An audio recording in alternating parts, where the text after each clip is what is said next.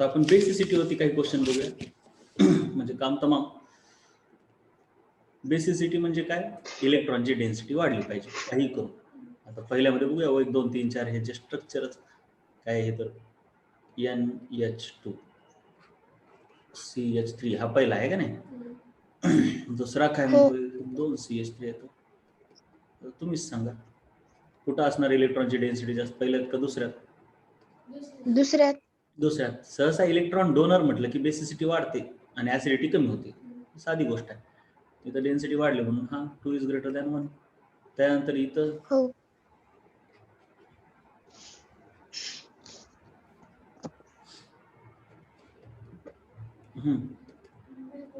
काय होईल? Phenyl ring withdraw करणार आहे. एक तर ते का, आणि दुसरं रेझोनन्स नाही देते बघा. मग तर एकदमच कमी आहे, कळलं का? म्हणजे ॲरोमॅटिक अमाईनची खूपच कमी आहे बेसिसिटी. कळलं? दोन गोष्टीमुळे, मायनस आय इफेक्ट आणि minus R effect of this ring किंवा ह्याचा प्लस आर म्हणायचा. ह्याची कुणापेक्षा?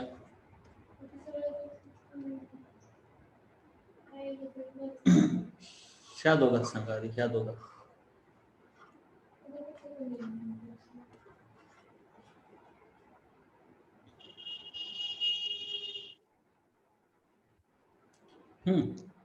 पहिल्याची जास्त आहे कारण हे द्यायला. आता ह्या दोघात सांगा, ह्या दोघात. तिसरा आणि चौथा, ह्या दोघात तिसरा चौथा.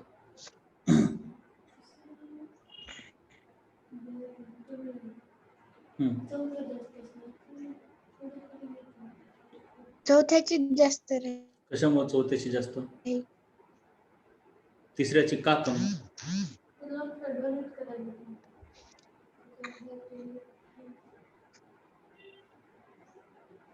रेझोनन्स न तिसऱ्यामध्ये विड्रॉल व्हायले जास्त. एकदम छान. म्हणून त्याची डेन्सिटी कमी झाली इलेक्ट्रॉनची. This lone pair is not available so quickly, right. आता इथं काय, इथं आता बघूनच सांगता येतं. 1 methyl group, 2 methyl group, 3 methyl. बरोबर. हो. आणि हे सर्वात कमी कारण ॲरोमॅटिक आहे. पण इथं बघा जरा काय दिले, 2 ग्रेटर दिले दॅन 1 ग्रेटर दॅन 3 दिले. म्हणजे 3 ला एवढं महाग टाकलं. कळलं का बघा जरा? कळलं? आता हे कळायची गरज नाही, ताप घेऊ नका. सोपं सांगतो याचं काय असतं. हे पाण्यामध्ये होते. गॅसियस फेज मध्ये आपण जसं लिहिलं तसंच आहे. म्हणजे सर्वात जास्त कोण असणार? हा तिसरा, त्याच्यानंतर हा दुसरा, नंतर पहिला, नंतर चौथा. एवढं तर कळलं का हे अगोदर आपल्या लॉजिकनं? पण पाण्यात गेल्यावर काय होत असतं ते कॉन्ज्युगेट आपण कशावरून काढतो शेवटी? कॉन्ज्युगेट बेसच्या, सॉरी कॉन्ज्युगेट ऍसिडच्या स्टॅबिलिटीवर. ह्याचा कॉन्ज्युगेट ऍसिड आणि ह्याचा कॉन्ज्युगेट ऍसिड.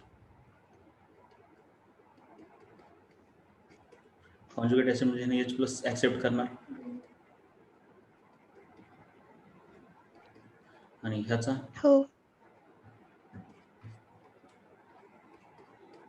दोन्हीनं उत्तर एकच यायला पाहिजे, त्याचं टेन्शन घेऊ नका. CH3 टेकन थ्राइस म्हणजे असं.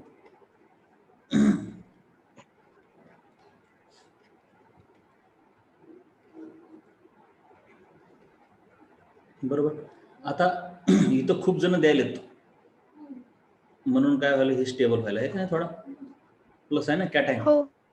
म्हणून हा काय पाहिजे? स्ट्रॉंग पाहिजे ऍसिड ह्या नियमानं. म्हणजे इंडक्टिव्ह इफेक्टनं हा पुढे जातो आहे का नाही, नो प्रॉब्लेम. परंतु जर पाण्यामध्ये ह्यांना टाकलं तर पाण्यामध्ये हे जे कॅटायन तयार झालेत ते आणखीन एका गोष्टीने स्टॅबिलाइज होते. मी तुम्हाला सांगितलं होतं हायड्रेशन. ह्यांना वॉटर येऊन चिटकतंय. आठवते का काही म्हणलं असं? हायड्रेशन. पाण्यामध्ये आयन स्टेबल असतात कारण का तर आयनला पाणी हा डायपोल आहे, पोलार आहे, म्हणून तो चिटकतो. चिटकलं की बॉन्ड बनला, बॉन्ड बनला की एनर्जी रिलीज झाली, एनर्जी रिलीज झाली की स्टॅबिलिटी वाढली. बरोबर का? हो. म्हणून पाण्यामध्ये हायड्रेशन एक फॅक्टर असतो आणि हायड्रेशन जो छोटा आहे त्याचं जास्त चांगलं होतं. छोट्याचं हायड्रेशन जास्त चांगलं होतं. छोटाचं हायड्रेशन जास्त चांगलं होतं.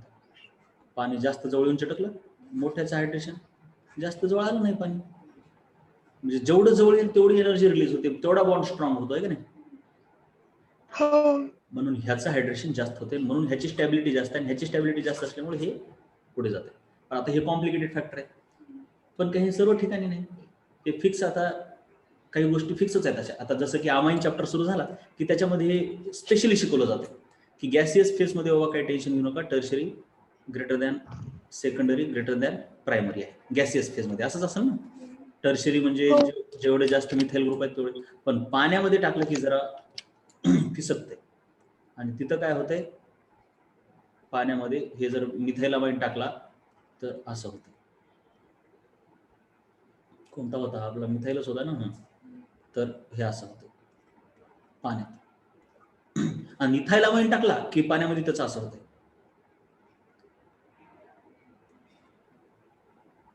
213 आणि 231 हे इथाइलामाइन्स होते, हे मिथाइलामाइन्स असं होतंय, आणि हे इथाइलचं होतं. हे कुठं होतंय, पाण्यात. गॅसमध्ये दोघांचं सारखंच, टर्शरी, ते तर लॉजिक आहे. पण पाण्यामध्ये कसं आहे, ह्या साईज खूप व्हॅरी करतात, आणि त्यांच्यामुळे ते हायड्रेशन एन्थॅल्पी खूप व्हॅरी करते, म्हणून कॉम्प्लिकेटेड इंटरॅक्शन होऊन जाते, आणि त्याच्यामुळे हे असे वाकडं तिकडं बिहेवियर. मग लक्षात ठेवायला ट्रिक पण आहे. मिथाइल म्हणजे छोटा आहे, इथाइल म्हणजे मोठा आहे. मिथाइलसाठी छोटा नंबर, इथाइलसाठी मोठा नंबर आहे. 231 हा 213 आहे, आणि सेकंडरी वाला तर दोघांमध्ये कोण पुढे. ठीक आहे. म्हणजे हे फक्त अमाईनसाठी स्पेशल केस आहे आणि विचारतात पण, आणि एनसीईआरटी मध्ये ह्याच्यावर स्पेशल पॅरेग्राफ पण आहे. म्हणजे हे असं एवढं माहीत झालेलं असतंय, जसं की एखाद्या रस्त्यावरून गेलं, युएसचा माणूस आला, तो लॉजिक चालवायला लागला तर 100 वेळेस पडेल इथून खाली जाईपर्यंत. संध्याकाळी आपल्या परभणी असो का कोणी असो, अहमदपूर असो, बरोबर. पण आपल्याला पाठ होऊन गेले की कुठं कसं जायचं असते, ते पाठच झालं असते की इथं नाही, इथं हळूसच जावं लागते. दिसायला रस्ता चांगला दिसतो पण अचानक टर्न मारतो, काहीच सिग्नल न लावता, असं आपल्याला माहित असतं, बरोबर का. मग तसं एनसीईआरटीचं आपल्याला फक्त माहिती आहे, एवढंच आहे ह्याच्यामध्ये की बाबा गॅसियस फेजमध्ये असं आहे, ॲक्वियस मध्ये असं आहे. लगेच तुम्ही टेन्शन घ्यायचं नाही की असं कुठं कुठं काय काय लक्षात ठेवा, नाही, कुठंच नाही. एवढ्याच ठिकाणी, बाकी सर्व ठिकाणी आपलं लॉजिक चालू. पुन्हा कोण नाव, ह्यांची नावच आता तुम्हाला काही येणार नाही. तर पॅराटॉलोइडिन, मग ह्यांचं टेन्शन घ्यायचं नाही, अमाइन चॅप्टर मध्ये नावं येतात. तर पॅराटॉलोइडिन हा असा असतो, सॉरी पॅराटॉलोइडिन हा. तर बघा इथंच सांगतो डायरेक्ट, हा पॅराटॉलोइडिन आहे. त्यानंतर एन डायमिथाइल, एन वर 2 मिथाइल, डायमिथाइल, पॅराटॉलोइडिन. टॉलोइडिन ह्याला म्हणतात, कळलं. जसं ॲनिसोल असते तसं ॲनिलिन. ॲनिलिन म्हणजे ह्याला,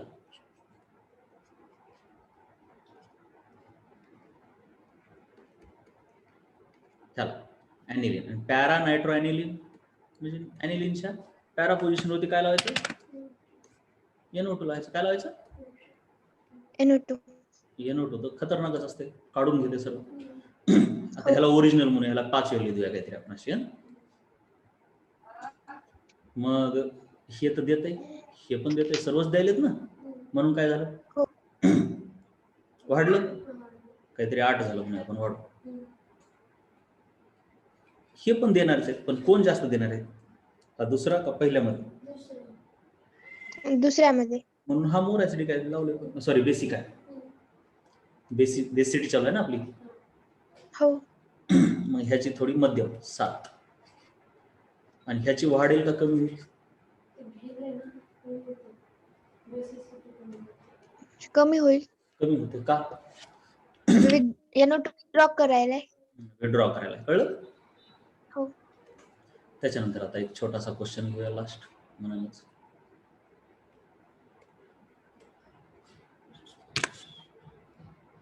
बेसिक कॅरेक्टर,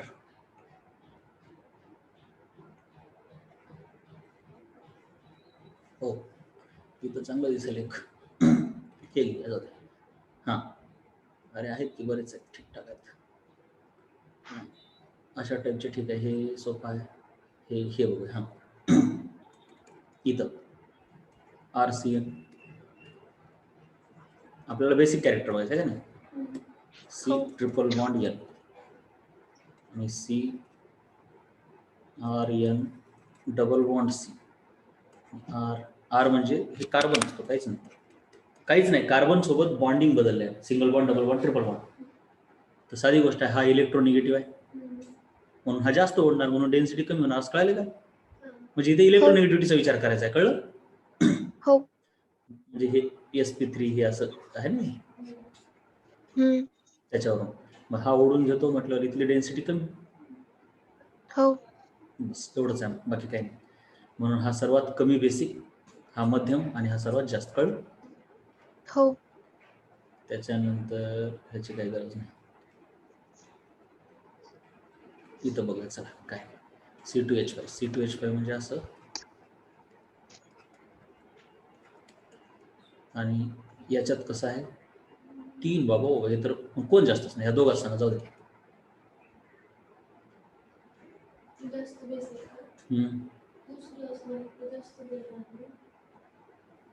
अपेक्षा फर्स्ट इज मोर बेसिक. कशामुळं? फर्स्ट कशामुळं? त्याच्यामध्ये विथड्रॉ करणारा C2H5 आहे. विड्रॉ आणि विड्रॉ केल्यावर बेसिसिटी वाढते का? नाही, कमी होते. म्हणजे दोन्ही वाक्य चुकले. एक तर विड्रॉ करल्यामुळे तर कमी होते ना, मग पुन्हा पुन्हा C2H5 विड्रॉ करतो का? नाही. कसं करतो? अल्काइल ग्रुप देतात ना, प्लस आहे. हो.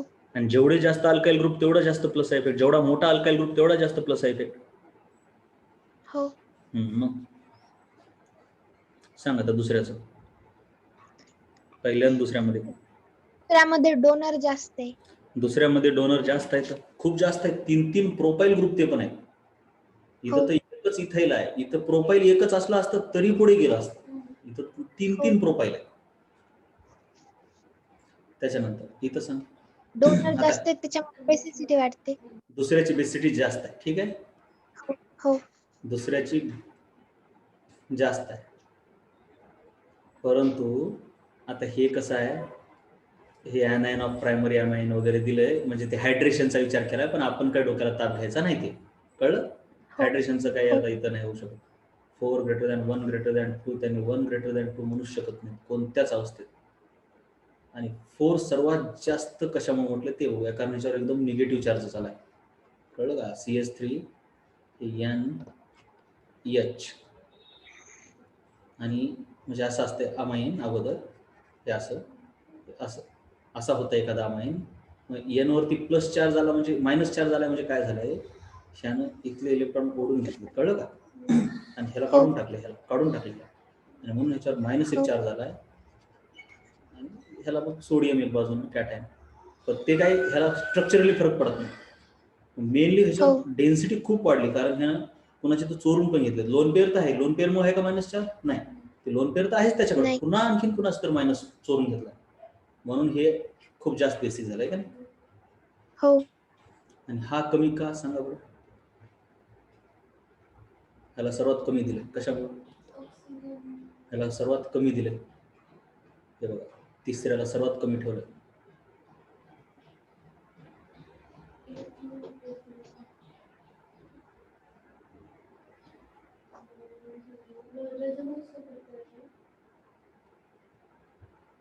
आणि बरोबर विचार कर.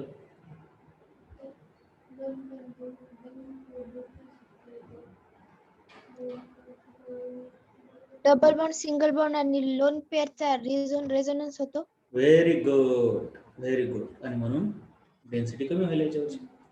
इथं त्यांनी जरा उत्तर पण चुकीचं दिलंय बघ. प्रायमरी अमाइनची electron density greater than tertiary असं दिले, पण रॉंग आहे ते, तसं नाही. कळलं का? हे चुकलं. टर्शियरी ग्रेटर दॅन प्रायमरी पाहिजे, त्यांची इथं ऑर्डर चुकलं. हे 2 आणि 3 असं पाहिजे, ठीक आहे. इथं हे बेसिस आहेत का ऍसिड आहेत पहिल्यांदा ते सांगा. बेसिस, न्यूक्लिओफाइल. मग कोण स्ट्रॉंग आहे ते बघायचं. कुणावर स्टेबल आहे एवढंच बघायचं. नायट्रोजनवर असतो का ऑक्सिजनवर? पहिल्यांदा ह्या दोघात, चला ह्या दोघात. कोण सहन करतंय? नायट्रोजन. मग तो देईल का? नाही. म्हणून मग कसा? स्ट्रॉंग का वीक? स्ट्रॉंग. बघा तुम्हाला स्ट्रॉंग आणि स्टेबलचा जरा हेच कळत नाही.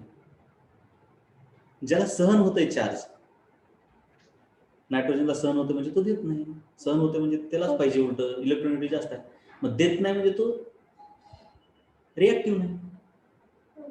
रिॲक्टिव्ह नाही म्हणजे वीक म्हणजे स्टेबल. तुम्ही ते चांगलं म्हटलं की रिॲक्टिव्ह पण समजता आणि चांगलं म्हटलं की स्टेबल पण समजता.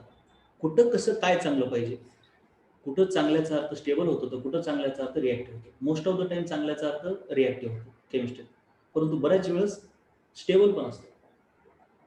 कळलं का तुला? हो. मग आता सांग पहिल्यात आणि दुसऱ्यात.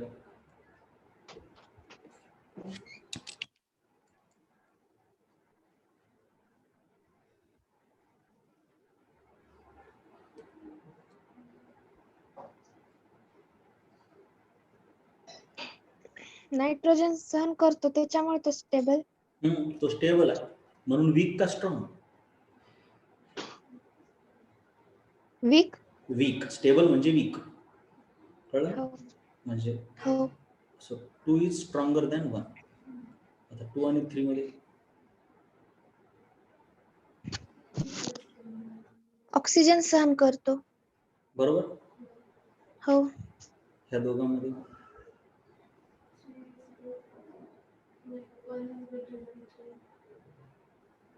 नायट्रोजन. म्हणजे काय नायट्रोजन?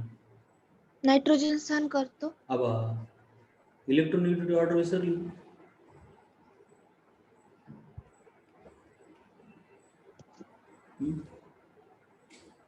Phone call.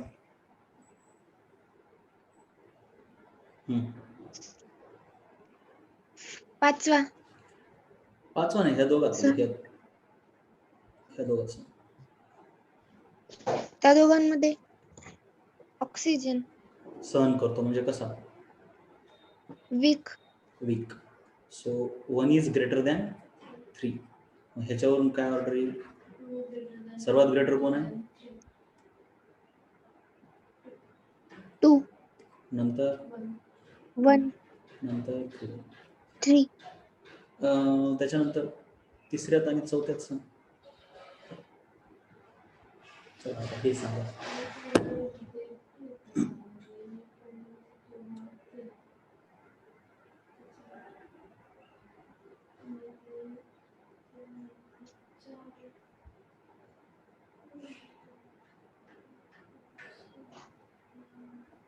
डोकं लागणार आहे का? OH is more basic. OH more basic कशामुळे?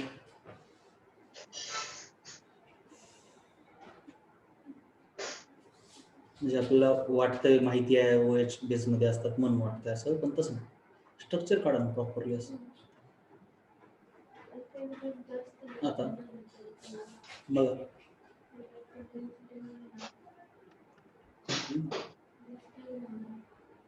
आलं का लक्षात? हो. कोण असणार स्ट्रॉंग?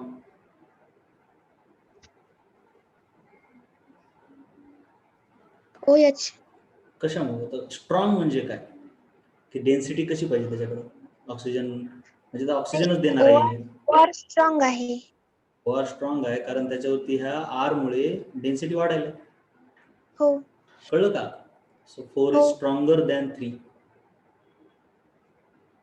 4 is stronger than 3.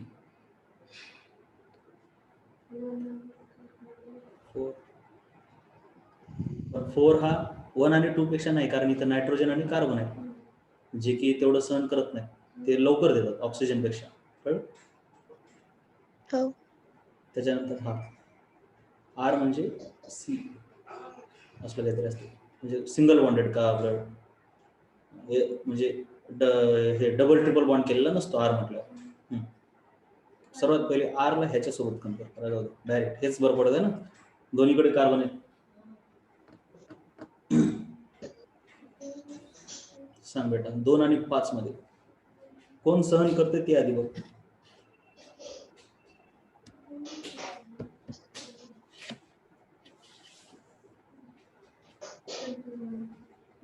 इलेक्ट्रोनेगेटिव्हिटीचा विचार करा.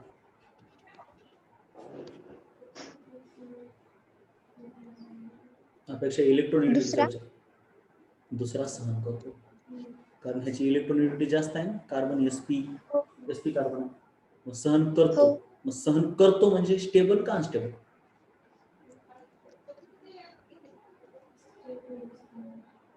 अनस्टेबल. हेच कळणार आलं तुझं असं उलट कसं व्हायला ते. मेन तर सांगायलीच कामाचं आणि एकदम छोट्या गोष्टीत हे करायचं. सहन होणं म्हणजे काय? एखाद्या माणसाला एखादा रोग सहन व्हायला किंवा ताप आजार सहन व्हायला म्हणजे ते स्टेबल आहे. सहनच होईना गेल्यावर ते पागलासारखं करेल काय?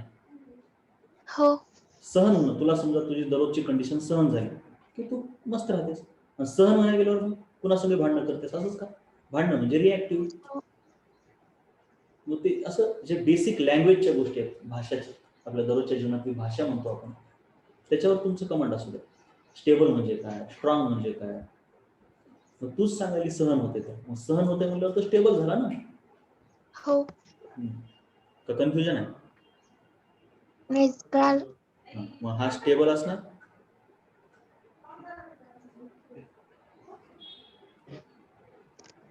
हो. आणि हा अनस्टेबल म्हणजे मोर रिॲक्टिव्ह. मग कसं लिहायचं? 2 greater than 5 का 5 greater than 2?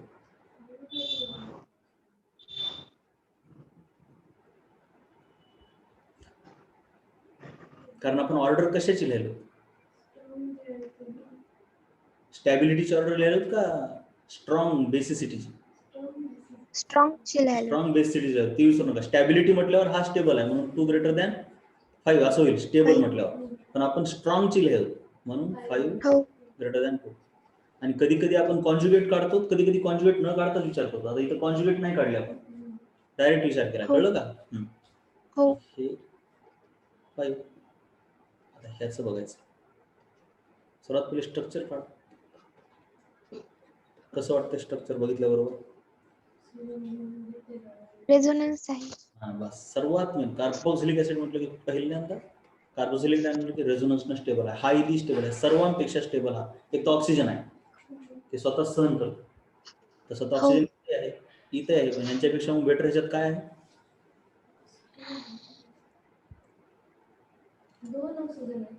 हा 2 आहेत, परंतु हे रेझोनन्स खूप मोठी गोष्ट असते. म्हणजे ह्यांच्याकडे ऑक्सिजन जरी असला, ह्यांच्याकडे जरी इलेक्ट्रोनेगेटिव्हिटी सहन करण्याची ताकद असली तर ते ऑक्सिजनच्या सहन करण्याच्या ताकदीपेक्षा ते रेझोनन्स पुढे जाते. कळलं का? रेझोनन्समुळे हे सर्वातच जास्त स्टेबल होऊन बसते. हो. 6 तसंच होतं. हे जरा कामाची वाटेल पासून. आता हे पहिल्यात दुसऱ्यात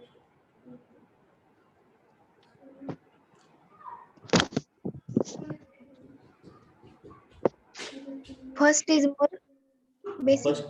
फर्स्ट स्ट्रॉंग आहे कारण हे क्लोराईड हे हॅलोजन आहे, त्यानं सहन करतो. आता तसं अवघड आहे सांगणं, पण हा स्टेबल आहे. हॅलोजन हॅलाइड आयन जरा स्टेबल असतात. हो. 1 त्यानंतर ह्या दोघं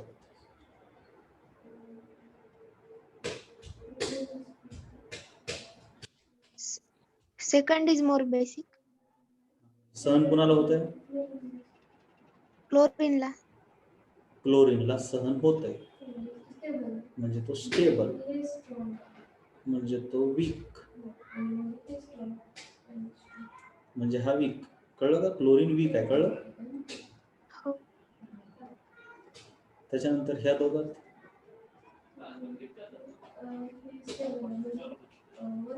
आता ह्याच्यात ठरवणं अवघड आहे. तुम्हाला असं माहिती नाही तुम्हाला. आता हे ठरवणं अवघड आहे. असं वाटू शकते की ह्याची इलेक्ट्रोनेगेटिव्हिटी जास्त आहे म्हणजे हे सहन करत आहे, पण तसं नाही. हे सहन करत. आता हे माहीत असू द्या की हा जो आहे तो स्टेबल आहे, हा कमी आहे. आता हे माहितीच असावं लागतं. म्हणूनच ते हायड्रोजन दिला होता मध्येच. ते मी म्हणतो हायड्रोजन सांगत ना की ते आता एक्सपेरिमेंटली इथं काय तुम्ही डोकं नाही लावू शकत. डोक्यानं काय वाटायला की हे ह्याच्यावर स्टेबल आहे का? परत म्हणजे नायट्रोजन इलेक्ट्रोनेगेटिव्ह आहे ना, परंतु साईज पण मॅटर करत असते. कळलं का? हायड्रोजनची साईज खूप छोटी आहे, म्हणजे बऱ्याच फॅक्टर असतात, एक नसते फॅक्टर. हो फक्त आता लक्षात ठेवावं लागेल की बाबा हा स्टेबल आहे, सो 3 इज स्ट्रॉंगर दॅन 1, म्हणजे 3 ग्रेटर दॅन 1 ग्रेटर दॅन 2 असा आहे आपल्याला, ठीक आहे. हे जरा लक्षात ठेवा. हायड्रोजन हा कसं नायट्रोजन पेक्षा सहन करतो.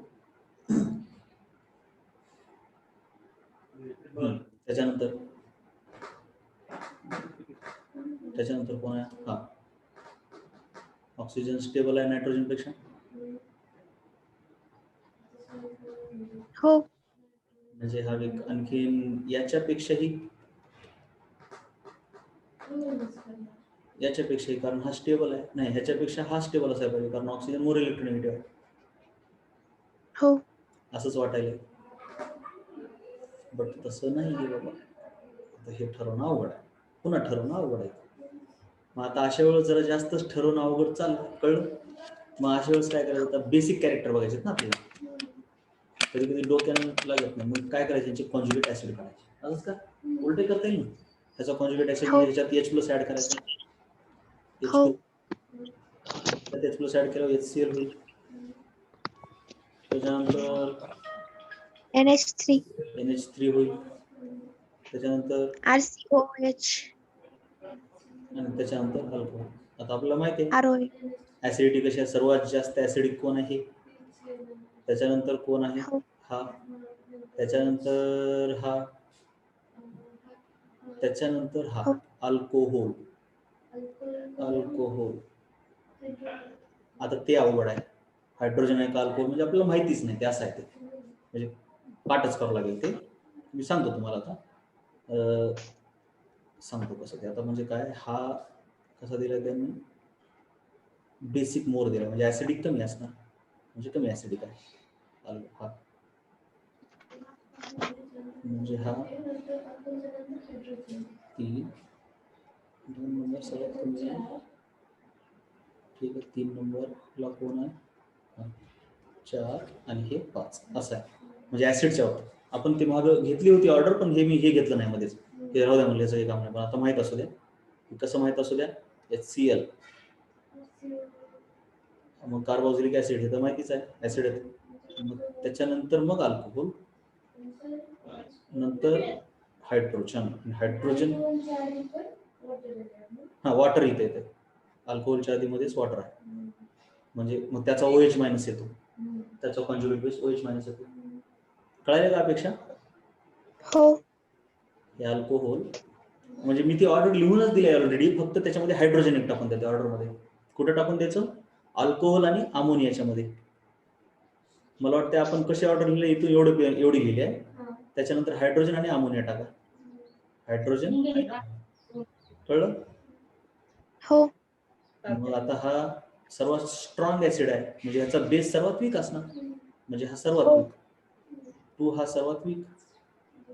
मग सर्वात वीक ऍसिड हा आहे, म्हणजे त्याचा बेस सर्वात स्ट्रॉंग कॉन्ज्युगेट, म्हणून ह्याचा कोण आहे 3, म्हणून 3 वाला सर्वात पुढे. कळलं का? हो कन्फ्युज झालं,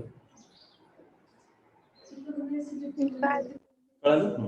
मग त्याच्यानंतर आता ह्याच्याशी रिलेटेड कोण येईल, म्हणजे हा वीक ऍसिड, ह्याच्यापेक्षा स्ट्रॉंग ऍसिड, मग ह्याच्यापेक्षा वीक बेस असं होणार. कळलं का कॉन्ज्युगेट? हो हो ही ऑर्डर अशी आहे ना ऍसिडची, तर बेसची ऑर्डर सिम्पली अशी होणार त्यांच्या कॉन्ज्युगेट बेसची. कळलं? हो मग 3 हायड्रोजन 1 5 4 2. कळलं? हो म्हणजे आपल्याला फक्त हे ऍड करून घ्यायचं, माहित असं. इथं काही डोकं लागतं, कम्प्लीट डोकं लावायचं काम आहे आता. इथं सांगता काहीच नाही. आता कसं होऊ शकतंय, एक बघा, एक तर सर्वच टर्शरी दिसायला, एकच दिसायला की बाबा इथं SP म्हणजे ह्याचं डबल बॉन्ड असल्यामुळं इलेक्ट्रोनिगेटिव्हिटी जास्त असेल, एवढंच होऊ शकतं. इलेक्ट्रोनिगेटिव्हिटी जास्त असल्यामुळं ह्याची बेसिसिटी कमी, एवढं कळलं का बेटा काय म्हणलो मी आतापर्यंत? हो बरं, इथे एक आणखीन आहे की ह्याचा इंडक्टिव्ह इफेक्ट दिसायला, हे ऑक्सिजनचा, आणि इथे अल्काइल ग्रुपचा, हे म्हणून एवढं तर सांगता येते की 1 इज ग्रेटर दॅन 2. कळलं हे? ह्या दोघांमध्ये मात्र हा कमी आहे असं वाटतंय का नाही? वाटतंय ना? बरोबर ना? कमीच वाटणार ना, कारण मोर इलेक्ट्रोनिगेटिव्ह ह्याच्यामध्ये रेझोनन्स नाही वापरतायत. हा, रेझोनन्स मध्ये जाणार ना ही पेअर. राईट, तेच sp3 चा आपण विचार करत होतो आतापर्यंत इलेक्ट्रोनिगेटिव्ह गप, आणि हे sp म्हणत होतो. sp म्हणजे सॉरी sp2 म्हटलं मोर इलेक्ट्रोनिगेटिव्ह म्हटलं हा देणार नाही म्हणजे लेस बेसिक असं वाटते. पण तिने एकदम फास्ट सांगितले की हे रेझोनन्स मध्ये जातं. रेझोनन्स मध्ये गेल्यावर तर मग हे अवेलेबलच नाही, मग ते हे आणखीनच कमी झालं बेसिक. कळलं का? आणि मेन फॅक्टर इलेक्ट्रोनिगेटिव्हिटी असणार का रेझोनन्स म्हणजे इलेक्ट्रोनिगेटिव्हिटीनं हा कमी व्हायला आणि रेझोनन्सनं हा कमी व्हायला. रेझोनन्स पेक्षा हे ॲरोमॅटिसिटी अचीव्ह होतं. रेझोनन्सच आहे ते, बट ह्यानं रेझोनन्स मध्ये गेले की ॲरोमॅटिकच होतं आणि हेच मी सांगितलं होतं पायरिडिन आणि इंडोल ह्यानं काय करतंय, स्वतःची लोन पेअर हायब्रिडायझेशन चेंज करून रिंग मध्ये घालतंय जेणेकरून त्याला ॲरोमॅटिसिटी आहे. आणि जर त्याने हे रेझोनन्स मध्ये किंवा काहीच डोक्याला ताप घ्यायची गरज नाही, कॉन्ज्युगेशन मध्ये लोन पेअर आहे ती रेझोनन्स मध्ये जाते. रेझोनन्स मध्ये गेली की मग बेसिसिटी काय होईल सांग? कमी. So 4 is less than 3. एवढं तर कळलं. मग त्याच्यानंतर आता हे कळतंय, ह्यांची तर कुठेच गेलेली नाही, फक्त आता ह्याच्याविषयी जरा आहे, ह्याच्याविषयी जरा अवघड आहे ठरवणं. ह्या दोघांमध्ये ठरवणं अवघड आहे का नाही? ह्याची तर कुठे गेली नाही, पण नायट्रोजन मोर इलेक्ट्रोनिगेटिव्ह आहे इथं sp2 आला. पण इथं काय sp3 नायट्रोजन आहे, लोन पेअर पण कुठे गेली. मग तसं तर ह्याची मोर अवेलेबल असायला पाहिजे, पण इथं ऑक्सिजन पण ओढायला. कळाले का फॅक्टर जरा एकमेकाच्या उलटे. इथे इलेक्ट्रोनिगेटिव्हिटीमुळे बेसिसिटी कमी आहे, इथं ऑक्सिजनमुळे कमी असायला पाहिजे, पण हा ऑक्सिजन खूप दूर आहे असं आपण म्हणूया. म्हणजे आता हे तर पाठच करायची गोष्ट आहे, माहिती नाही. ऑक्सिजन दूर आहे म्हणजे इथं ठरवणं अवघड आहे ना तसं, की ऑक्सिजनमुळे इथं कमी झालं. कसं सांग? नायट्रोजन पेक्षा ऑक्सिजनची इलेक्ट्रोनिगेटिव्हिटी जास्त आहे, त्याच्यामुळे त्याच्याकडे जास्त ओढेल आणि ते विथड्रॉ जास्त केल्यामुळे बेसिसिटी त्याची कमी होती. पण हा बरोबर आहे तुझं असं, पण इथं बेसिसिटी कमी व्हायला, परंतु इथं काय व्हायलंय, इथं इलेक्ट्रोनिगेटिव्हिटी जास्त आहे ना नायट्रोजनची. म्हणजे ह्या नायट्रोजन पेक्षा, हे कळलंय का तुला? हो, कारण sp डबल बॉन्ड आहे, sp2 आहे हायब्रिडायझेशन, मग त्याला सहन होते ना ही लोन पेअर. मग हा देत नाही. इथं ऑक्सिजन न काढून घेतल्यामुळे द्यायला अवघड चाललंय, तर इथं स्वतःचीच ताकद जास्त असल्यामुळे द्यायला अवघड चाललंय. मग ते आता अवघड आहे ठरवणं ते इथं, की कोण जास्त आता इथं काम करायला. मग आता माहितीच असं लागते, असं माहित असलं कळते बाबा हे दूर आहे ऑक्सिजन, तेवढं काही ओढू शकत नाही, ह्याची स्वतःची ताकद जास्त असल्यामुळे हे देत नाही, कमी देते. म्हणून 2 इज ग्रेट. 2 पेक्षा तो 1 आणखी बेटरच आहे, म्हणून 1 2 3 4. पण हे आता काही तुम्हाला हे नाही, जाऊ द्या, सोडून ह्याचे काही नाद डोक्याला ताण घेऊ नका ह्या गोष्टींचा. तर अशा प्रकारे बेसिसिटीवरती क्वेश्चन असणार, ऍसिडिटी, बेसिसिटी, आणि हे सर्व काही काय तुम्हाला रेझोनन्स ह्याचा वापर करून, इंडक्टिव्हचा वापर करूनच करायचं. आणि आपल्या सिलेबसला मेन वापर आहे इंडक्टिव्हचा, सर्वात जास्त 60% वापर इंडक्टिव्ह, 60%, 70% 20% रेझोनन्स आणि 10% मध्ये मग बाकी काही हायपर कॉन्ज्युगेशन, इलेक्ट्रोनिगेटिव्हिटी. ठीक आहे. मग इंडक्टिव्हच आपल्याला मेन कळलं पाहिजे, त्याच्यावरच क्वेश्चन आपल्याला जास्तीत जास्त आहेत, जेव्हा केव्हा आहेत तेव्हा. मग ठीक आहे, आता हे आहेत बरेच क्वेश्चन, पण काय करायचं नाही आपल्याला, एवढं काही गरज नाही, बस झालं एवढं तुमच्यासाठी. हे चॅप्टर आपला अशा प्रकारे संपलं. म्हणजे